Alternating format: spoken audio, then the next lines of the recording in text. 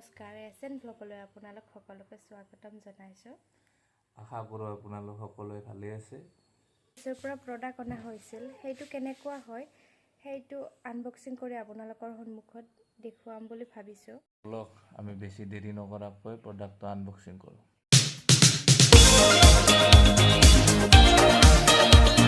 Finally আমাৰ প্ৰডাক্টটো ওলাইছে।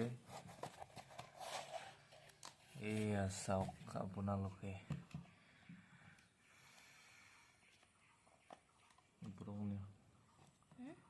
প্ৰডাক্টৰ নাম হৈছে প্ৰেছ মেনুৱেল জুচাৰ। এইটো এটা ফ্ৰুট জুচাৰ হয়। এইটোত কোনো কাৰেণ্টৰ ব্যৱহাৰ নাই।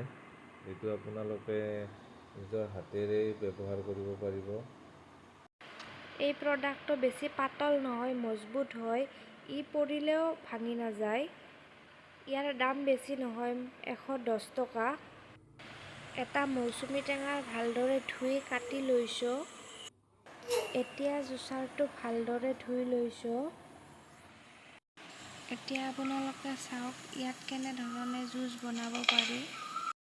জুচাৰটোত এটা সৰু মগৰ নিচিনা আৰু এখন চেকনিৰ নিচিনা আৰু এটা সৰু গ্লাছৰ নিচিনা প্ৰডাক্ট আছে।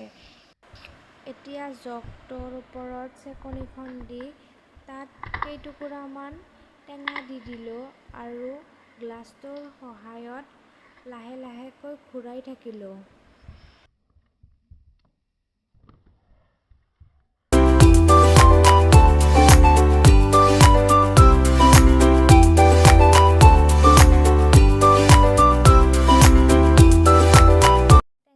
দুফাল কৰা নহ'ল, দুফাল কৰিলে এনেকৈ ইয়াত এফাল টেঙা দি এনেকৈ মোহাৰি কিনেও জুচ বনাব পাৰি।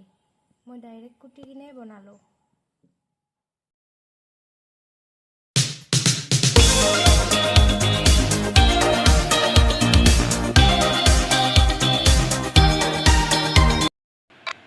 এয়া আপোনালোকে চাব পাৰে টেঙাখিনিৰ ৰসখিনি তলত ধুনীয়াকৈ পৰিছে।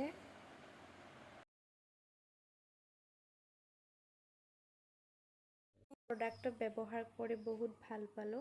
যদি আপোনালোকে প্ৰডাক্টটো ল'ব খোজে লিংকটো ডিছক্ৰিপশ্যনত দিয়া হৈছে, তাত গৈ আপোনালোকে অৰ্ডাৰ কৰিব পাৰে। আজিলৈকে ইমানে, ধন্যবাদ।